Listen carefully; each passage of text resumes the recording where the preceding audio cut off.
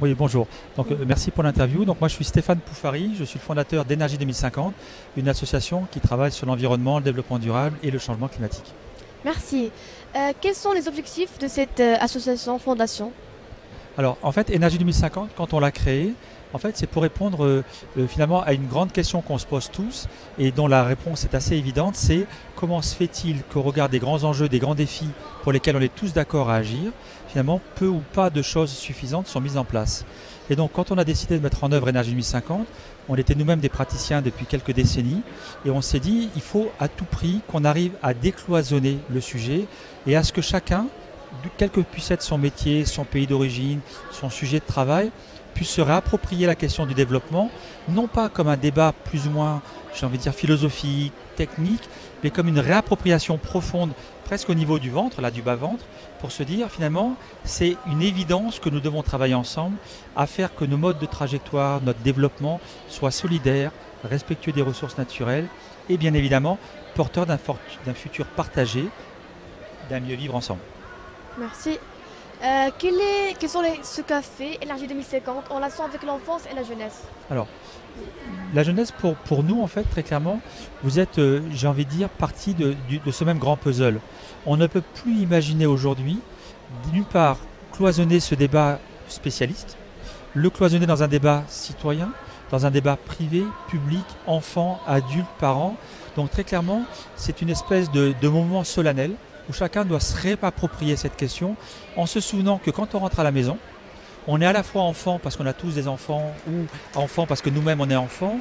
On est à la fois professionnel mais on a oublié parce qu'on rentre, on est simple père et mère de famille. On est à la fois, quand on est un leader politique, finalement un simple citoyen quand on rentre à la maison. Et que finalement à un moment donné, si on ne parle pas tous le même langage, on reste dans un discours assez éthéré, qui reste souvent intellectuel et qui ne se traduit pas en actes. Donc pour nous l'enfance, vous êtes, j'ai envie de dire, une pépite pour le futur, mais une pépite qui doit comprendre cette émotion. C'est pas une pépite qui doit être en colère ou pas en colère.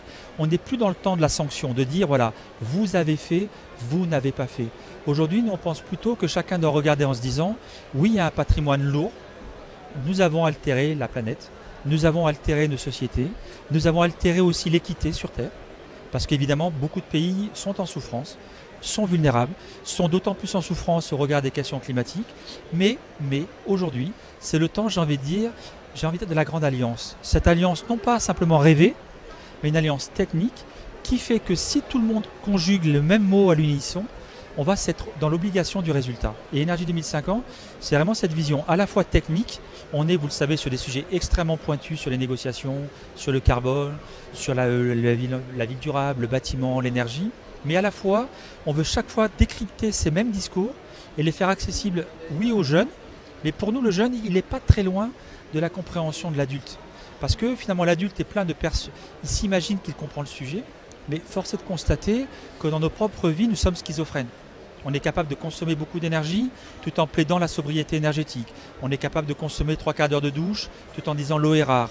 Donc, à un moment donné, je ne vois pas beaucoup d'écart entre l'enfant et l'adulte, sauf que l'enfant, lui, il a une urgence, c'est qu'il va être là plus longtemps que nous.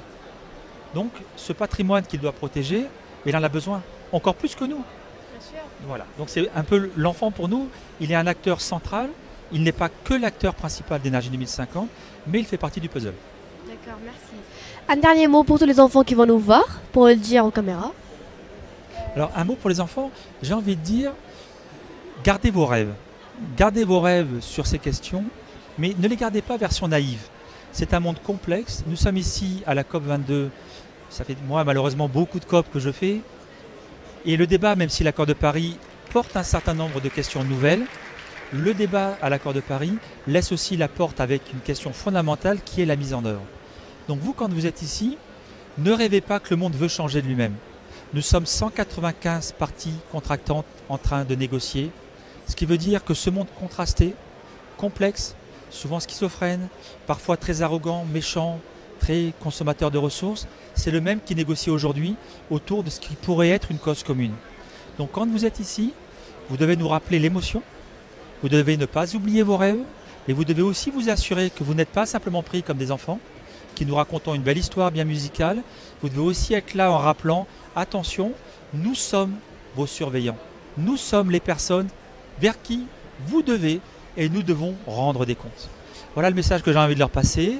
Bien évidemment, bravo pour ce que vous faites. On essaie de faire modestement notre contribution depuis quelques années, décennies, j'ai envie de dire. Mais ceci étant, je pense que c'est une aventure qui doit se conjuguer au collectif.